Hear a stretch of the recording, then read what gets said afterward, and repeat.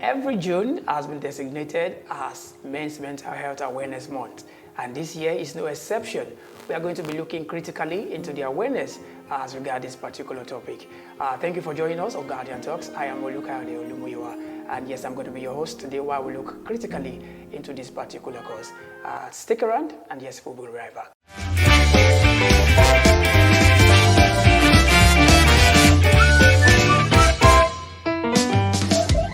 Welcome back. Together we are going to be discussing men's mental health awareness. Joining me in the studio today is Pharmacist Jonah Okotie. Thank you for coming, sir. Thank you, sir. It's a pleasure. And just to get straight to the point, June is designated as Men's Mental Health Awareness Month. How important it is that we talk about this particular one, and do you think in terms of the awareness level as a nation, do you think we are doing enough? It's very crucial that we talk about this, we create the awareness. With what you people say in the media parlance, image is everything. So if there's enough awareness, then the education will make people to live better and do better. Coming back to the level of awareness, we are very far from it as a people and as a country, both from the home side and additional level, as in society, government. I said individual as well as the government. They say the family is the unit of the society. Yes. So that's where it starts from. If we begin to look at where we're coming from, growing up in the 80s, you find you grew up in a community of people.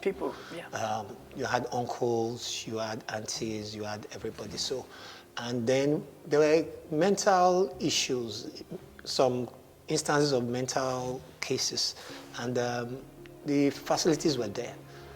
The support system was there. But today, I think, is almost like it's non-existent. So everybody's just doing their own thing. The system has changed. The system, I won't even call it has changed, it has collapsed. Collapsed, wow. So the collapse of the system does not make room for capturing those issues. And not just to capture, also to address or prepare them. So you find that the pressure on the average man today is high. When you look at it, it seems the women are even doing better than us, but they will tell you it's a man's world. Because do we think so? Well, they will still tell you it's a man's world, that after all, the men make the decision in the home and all that. Okay. But the man who is making the decision, what are the things guiding him to make that decisions? So is his mental state okay to be able to make an informed decision? Is he educated enough? Is he empowered the sanity enough? Of mind. Yes. Is he empowered enough? Apart from even the sanity of, is he empowered enough? And what are the pressures on him? Is he able to compartmentalize? So those are things that today, some of those support systems are not there. So everybody is just on a free course to wherever. So that's popularly. Thank you so much for that one. We can see that it is very important that we talk about this particular one. Bringing the awareness that people get to know that indeed men are going through a lot. But because there is, especially in Africa, there is this societal expectation. There is this level that is being placed on you. Is a man, You can't see a man crying. They be like, how crying they hear something like that? How do we balance this belief system? How do we change this belief system as a whole that is a man, the masculine structure that the society has placed on men? I don't think I have a problem with that expectation. Okay. Because it is part of, if you look at it in Africa, a child is groomed to take responsibility, whether as a woman or as a man, as a girl or as a boy child. But what you find then compared to now is that there were support systems. So you find for the women, they had their women groups, they take them through stages. So it was a stage of development. So the child... There's a preparatory class. So the boy child grows into adulthood. So it takes on those responsibilities. But today, those support systems are not there. You know, we're just having some conversation outside. If a child gets into a nursery school today or primary school today, average nursery or primary school today, and that child has special needs, there's no provision to take care of that child. And you find that child is lumped up with everybody. So the pressure on that child is already high at that level. Exactly. So it's there. So if that child doesn't fit in, you begin to hear things like, what is wrong with you? Are you the only child? I mean, can't you see your mates are behaving? But that child's needs has not been identified. You have not customized the need of that child to begin to address the issues. So if you compare the generality to some of these elitist schools, you find once a child comes in, they do evaluation, so they are able to know, okay, this is a special need child, so send, you find that they call some children send children or whatever. So, and then you have send teachers or send groups of persons who are assigned special tutors assigned in line with the conventional teachers who are helping those children so that they can cope with, not just in academics. Not just in academics, mentally, and then they can fit into the society better. The other day I saw a video of a guy with Down syndrome working in a supermarket in America. But I don't know how many that we can talk about. We can talk about in our nation. So we need to do more at all levels, even from the home, because on the home front, you find a lot of parents work in denial. I reject it; it's not my portion. Meanwhile, it's not about that. And the thing is this: the earlier we identify the issues, the better, so that we can mobilize whatever resources that needs to be channeled to help that child to grow up into a responsible person, regardless of the challenges. So these are some of the things that we need to address. Yes, in fact, you have spoken extensively as regard that particular one. I'm going to talk about this one. When the guys themselves now, or let me say the men, or from the boyhood to men, what do you think can be done? What can we do differently as men? You know, I don't know, maybe it's an African adage now, you know, you have to help yourself at some point. Like, what are the responsibilities that, okay, we know that maybe the resources are not there on the part of the government or this and that. What can we do better as the male structure or the male? If you ask me, I think we need to come back. We need to retrace our steps. Retrace. Yeah, I used to chide us, as in Nigeria in particular, as in, I don't have a problem, let's take the word nepotism. They say, okay, you're not supposed to give your brother work or something. But for us in Africa, we are a system where we help ourselves. So I wonder, why can't we integrate our systems to make room for our cultural values, our traditions and all that. That's what the Chinese have done. That's what the Indians and Japanese have done. So why are we shying away from these things? So because these are the support systems that help to keep our sanities in check. Even when you had people who were outright mental cases, as in they were violent and all that, they lived with us. Everybody know that guy on the street. Yes, on the streets. Everybody knows that guy has this challenge.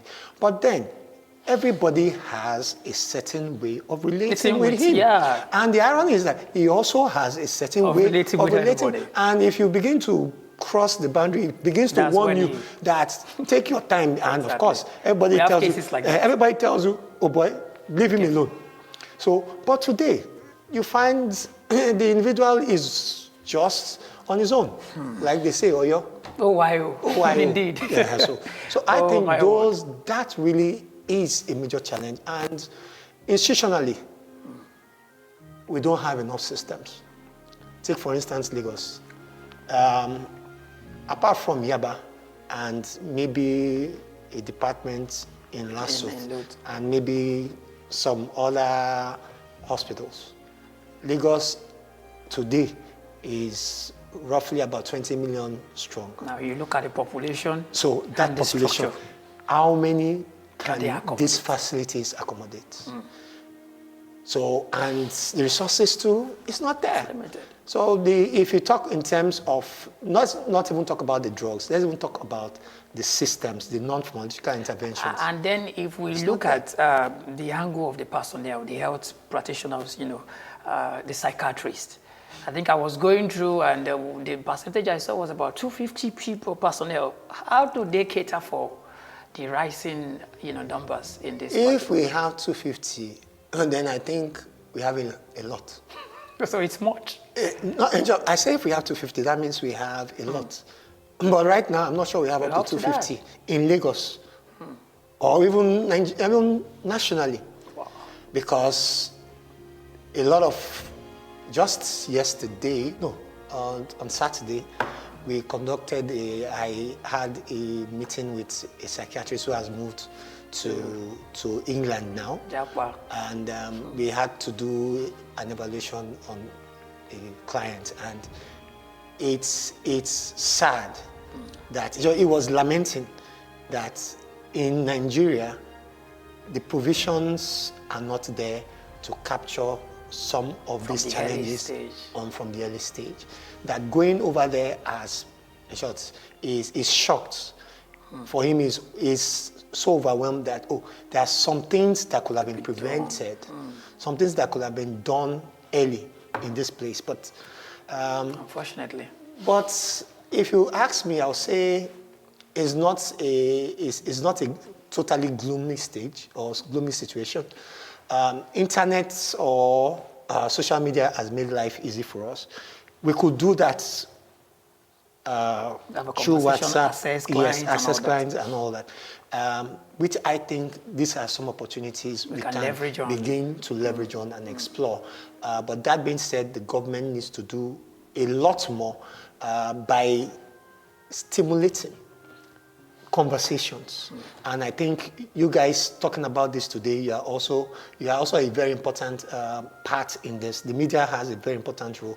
By the time you begin to put this conversation out there, of course, everybody knows, we need to talk about this. So it's no more a matter of hiding. Let me cover it up to myself. And then tomorrow somebody does some next thing, the person has killed his wife or he has committed suicide or something. So those are things we need to Thank you so much, Pharmacist Jonah Okotie. We've been discussing men's mental health awareness, and like we said earlier, that June every year is a month set apart for this particular cause. Yes, June might have been set apart, but should we keep it to June alone? Because if you look at the rising, what do I mean in this context is that the society now is going haywire somehow. You need to see substances that people do, drugs and all that.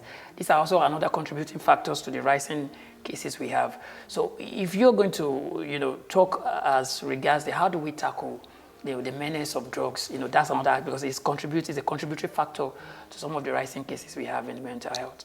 The menace of drugs is a hydra-headed menace. But it rises and falls on government's will.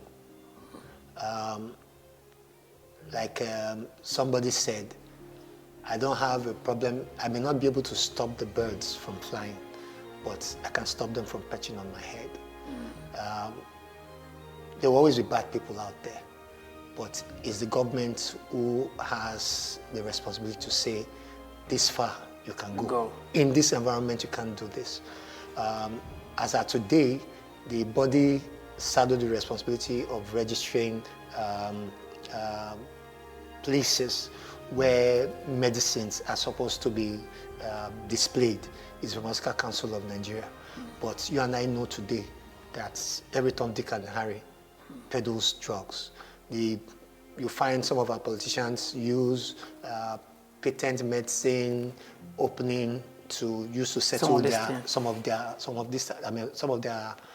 loyalists. As a way of compensation. Yes. Drugs are poisons. So you want to, ordinarily, you want to put that red flag. Oh, do not touch or handle with care. So if drugs are seen as poisons, but good poisons that need to be taken when and only when necessary, then I think it is very important that we are careful where we stock them, who handles them, and who have access to those things. So the government needs to do more in that way. If that is the only thing government does, I think they will have done a lot to address this issue. I must say thank you so much, Pharmacist Jonah, for being on the show today. I wish we could talk on more and more, and have this conversation, more than what we have. But of course, time is not always a friend. What will be your, the parting speech to our viewers and everyone as we celebrate or the awareness for men's mental health this year? I want to part with this. Charity, they say, begins at home. Wisdom says, know thyself. It behoves every parent to begin to know their child. So begin to observe. And please don't walk in denial. If you say, oh, it's not my portion. But the same Bible says, by knowledge shall the just be delivered. Yeah. When you know, then you are empowered to be able to take the necessary action to address what needs to be done so that it does not become an issue. But when you continue to walk in ignorance or in denial, by the time that thing will manifest, unfortunately, it will be too late. And then I think from the medical aspect, we need to begin to take advantage of some of the tools we have today, the social media handles and all that, to continue to push things out there. And then let's see so that we are not overwhelmed. Create content and push things out there to address some of the vices that some other persons are trying to take advantage of to harm our men. So that's my contribution. Thank you so much, Pharmacist Jonah Okotie. You've heard it all from our guest in the studio today, and I wish we could actually talk more and more. But of course, that will be the size of our package today on Guardian Talks. As we bring the awareness about men's mental health for this year, I must say, let's also be intentional. As guys, as men, we can do better. Yeah. And just like our guest has said, charity, they say, begins at home. Until next time, that will come your way again on Guardian Talks. I am Olukaude Olumuyiwa. Bye. Bye.